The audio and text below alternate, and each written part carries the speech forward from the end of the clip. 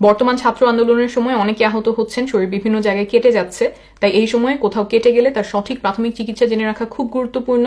না হলে ইনফেকশন হতে পারে, গভীর দাগ হতে পারে, কিছু ক্ষেত্রে অতিরিক্ত রক্তক্ষরণ বন্ধ করতে না পারলে মৃত্যুও হতে পারে। কোথাও কেটে গেলে প্রাথমিক চিকিৎসা হিসেবে 3টা কাজ করতে হবে: রক্ত পড়া বন্ধ করা, কাটা জায়গাটা পরিষ্কার করা, তারপর সেটা ব্যান্ডেজ করে ফেলা।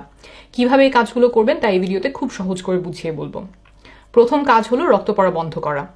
কোথাও কেটে গেলে সাধারণত কিছুক্ষণের মধ্যে নিজে নিজেই রক্ত পড়া বন্ধ হয়ে যায়, কিন্তু যদি রক্ত পড়া বন্ধ না হয়, অনেক রক্ত পড়তে থাকে, তাহলে কিভাবে রক্ত পড়া বন্ধ করবেন সেটা বলে দিচ্ছি। পরিষ্কার একটা কাপড় নেবেন, সেই কাপড়টা কাটা জায়গার উপরে পেঁচিয়ে নিয়ে চাপ দিয়ে ধরে রাখবেন টানা 10 মিনিট। নিজে নিজে এই কাজটা করতে হয়তো কষ্ট লাগবে, সম্ভব হলে আশেপাশের কারো সাহায্য নেবেন। এই সময় আরেকটা কাজ করবেন, কাটা জায়গাটা একটু উঁচু করে ধরে রাখবেন, যাতে সেখানে রক্ত চলাচল কিছুটা কমে গিয়ে রক্ত পড়া বন্ধ করতে সাহায্য করে। যদি হাতে কোথাও কেটে গিয়ে থাকে তাহলে হাতটা মাথার উপর উঁচু করে ধরবেন। যদি কাটা জায়গা পায়ে হয় তাহলে শুয়ে পাটা উঁচু করে দিবেন।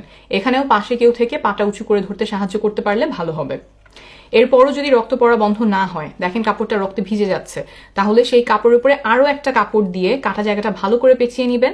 তারপরে কাটা জায়গার উপরে হাত দিয়ে শক্ত করে চাপ দিয়ে ধরে রাখবেন আরো 10 মিনিট।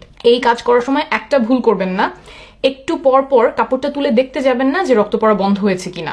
কারণ আপনি যখনই এভাবে দেখতে যাচ্ছেন তখন কাটা জায়গার উপর থেকে চাপটা সরে যায়, ফলে রক্ত পড়া বন্ধ হতে সময় লাগে, দেরি হয়। সাধারণত ছোটখাটো কাটা জায়গায় কিছুক্ষণ চাপ দিয়ে ধরে রাখলেই রক্ত পড়া বন্ধ হয়ে যায়। তাই যেভাবে বললাম একটু ধৈর্য ধরে চাপ দিয়ে ধরে রাখবেন।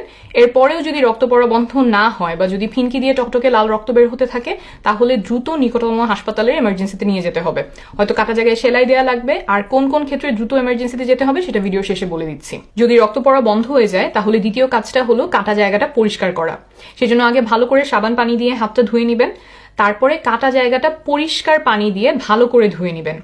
এই কাজে বিশুদ্ধ পানি বা খাবার পানি ব্যবহার করার চেষ্টা করবেন। কাটা জায়গার আশেপাশের চামড়ায় যদি ধুলাবালি বা ময়লা লেগে থাকে তাহলে সেই জায়গাটা সাবান পানি দিয়ে পরিষ্কার করে নেবেন, কিন্তু খেয়াল রাখবেন কাটা জায়গার ভেতরে যাতে সাবান না যায়, কারণ সেখানে সাবান ঢুকলে জায়গাটা জ্বলবে। ধোয়ার পরে একটা পরিষ্কার কাপড় দিয়ে হালকা করে চেপে চেপে জায়গাটা শুকিয়ে নেবেন।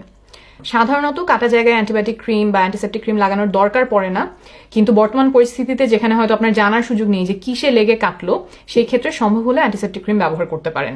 সেটা যদি হাতের কাছে না থাকে তাহলে ভ্যাসলিন বা পেট্রোলিয়াম জেলি লাগাবেন, তাতে কাটার জায়গাটা তাড়াতাড়ি সেরে উঠবে। 3 নাম্বার কাজ হলো ব্যান্ডেজ করে ফেলা, যাতে বাইরের ধুলাবালি এবং রোগ জীবাণু কাটা জায়গার ভেতরে ঢুকতে না পারে। ফার্মেসিতে কিছু ব্যান্ডেজ কিনতে পাওয়া যায় যেগুলো কাটা জায়গাটাকে ঢেকে দিয়ে চারপাশে আঠার সাহায্যে লেগে থাকে।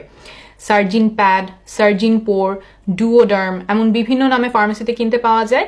এগুলো না পাওয়া গেলে গজ ব্যান্ডেজও ব্যবহার করতে পারেন। প্রতিদিন ব্যান্ডেজটা পাল্টে ফেলতে হবে। পাল্টানোর সময় আবার কাটা জায়গাটা পরিষ্কার করে নেবেন, অ্যান্টিসেপ্টিক ক্রিম বা ভ্যাসলিন লাগিয়ে আবার ব্যান্ডেজ করে নেবেন। ব্যথা কমানোর জন্য কিছু ওষুধের কথা এখন বলে দিচ্ছি। প্রথমটা হলো প্যারাসিটামল। সাধারণ 500 মিলিগ্রাম প্যারাসিটামলই খেতে পারেন, যেটা নাপা হিসেবে অনেকে চেনেন, কেউ কেউ প্লেন নাপা বলেন। যারা প্রাপ্তবয়স্ক তারা দিনে 2টা করে ট্যাবলেট 4 থেকে 6 ঘন্টা পরপর খেতে পারবেন, তবে দিনে 8টা ট্যাবলেটের বেশি খাওয়া যাবে না। আরেকটা ওষুধ হলো আইবুপ্রোফেন, বাজারে রিউমাফেন, নিউরোফেন ইত্যাদি নামে পাওয়া যায়।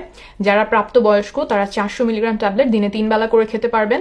এই ওষুধটা খেলে কারো কারো পেটে সমস্যা হয়, তাই ওষুধটা ভরা পেটে খাবেন এবং সাথে দিনে একটা করে ওমেপ্রাজল ওষুধও খেয়ে নিতে পারেন। প্যারাসিটামল এবং আইবুপ্রোফেন যে 2টা ওষুধের কথা বললাম, এই 2টা ওষুধই আপনি একসাথে খেতে পারবেন। প্যারাসিটামল খেলে আইবুপ্রোফেন খাওয়া যাবে না, বা একটা খেলে একটা খাওয়া যাবে না, এরকম না। তবে টানা 7 দিনের বেশি যদি ওষুধ খেতে হয় তাহলে ডাক্তারের পরামর্শ নেবেন। আর এগুলোতে যদি ব্যথা না কমে তাহলে ডাক্তার আরো শক্তিশালী ব্যথানাশক ওষুধ দিতে পারবেন। সাধারণত 1 সপ্তাহের মধ্যেই ছোটখাটো কাটা ছেঁড়া সেরে যায়, 2-1 দিনের বেশি ব্যথার ওষুধও খাওয়া লাগে না। কিন্তু যদি কাটা জায়গাটা ফুলে যায়, লাল হয়ে যায়, ব্যথা বাড়তে থাকে বা পুঁজ বের হতে থাকে, কিংবা আপনার যদি গায়ে জ্বর আসে বা শরীর খারাপ লাগতে থাকে, তাহলে অবশ্যই ডাক্তার দেখাবেন, কারণ এগুলো ইনফেকশনের লক্ষণ, অ্যান্টিবায়োটিক ওষুধ খাওয়া লাগতে পারে। আরেকটা গুরুত্বপূর্ণ কথা, যদি টিটেনাস টিকার সম্পূর্ণ কোর্স না দেয়া থাকে তাহলে অবশ্যই ডাক্তারের পরামর্শ নেবেন। উনি কাটার ধরন বুঝে পরামর্শ দিবেন যে আপনার টিটেনাসের টিকা নেওয়া লাগবে কিনা। কখন দ্রুত হাসপাতালের এমার্জেন্সিতে যেতে হবে?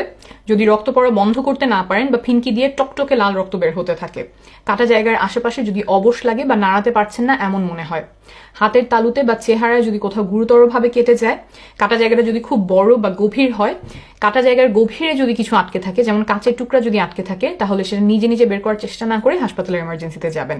আপনাদের জন্য অনেক শুভকামনা থাকলো।